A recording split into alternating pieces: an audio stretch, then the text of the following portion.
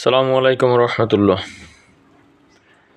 দেখেন, বিনিয়োগকারীদের দুশ্মন যারা যারা এই লম্বা সময় বিনিয়োগকারীরা ক্ষতিগ্রস্ত হওয়ার পরেও এই 5 মাসেও যারা বিনিয়োগকারীদের শেষ সম্বলটুকু কেড়ে নেয়ার শত চেষ্টা তারা করেছে, শত প্ল্যানিং তারা করেছে, এই লোকগুলোকে কোনোভাবেই পালাতে দেওয়া ঠিক হবে না।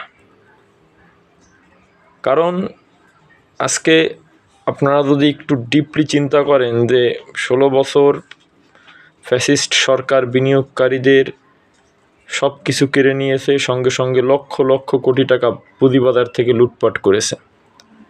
তারই ধারাবাহিকতা চলতেছে পুঁজিবাজারে 5 মাস ধরে।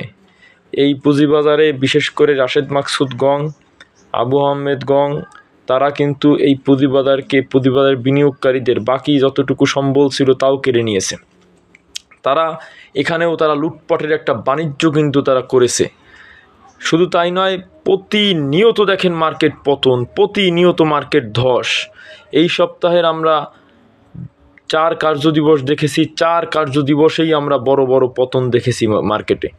শুধু জেড ক্যাটাগরির কয়েকটা শেয়ার ব্যতীত সব শেয়ার কিন্তু পতনের বৃত্তে আটকে আছে আমরা দেখতে পাচ্ছি। এরই মধ্যে আমরা শুনতে পারতেছি রাশেদ মাকসুদ সাহেব নাকি আপনার ছুটিতে যাচ্ছেন, আপনার 15 দিনের বিদেশে।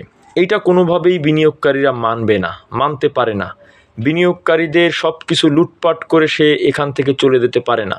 আমি স্পষ্ট বলতে চাই, এইটা পালানোর একটা ধান্দা।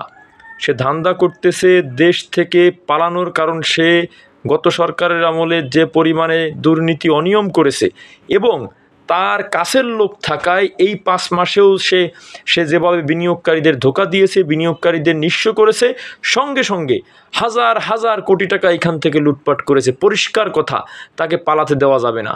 আজকে বিনিয়োগকারীরা যদি হেরে যান, তাহলে আপনাদের এইভাবে আরও দুর্নীতিবাজ লুটেরা আপনাদের এই অর্থ সম্পত্তি, আপনাদের এই পুঁজি লুটপাট করবে। অতএব তাদেরকে কোনোভাবেই পালাতে দেওয়া যাবে না, পালাতে দেওয়া ঠিক হবে না।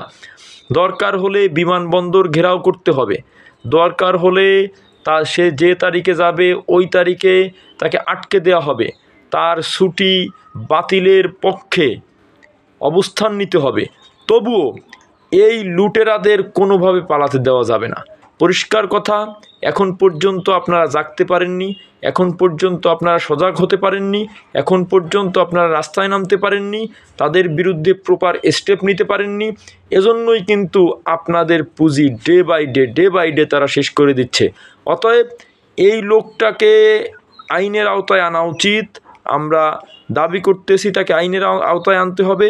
কোনোভাবেই তাকে ছাড় দেওয়া উচিত না। সে গত ফ্যাসিস্ট সরকারের দোসর, তাকে আটকাতে হবে। পরিষ্কার কথা, আপনারা বিনিয়োগকারীরা সোচ্চার না হলে সে যদি আজকে দেশ থেকে চলে যায়, পলায়ন করে, তাহলে যেভাবে দেশে বসে সে বিনিয়োগকারীদের নিঃস্ব করলো, যেভাবে বিনিয়োগকারীদের তিল তিল করা কষ্টে উপার্জিত এই টাকাকে 5 মাসে শেষ করে দিল, এরকম আরও অনেক মানুষ সুযোগ পাবে। অতএব আপনাদের জাগতে হবে।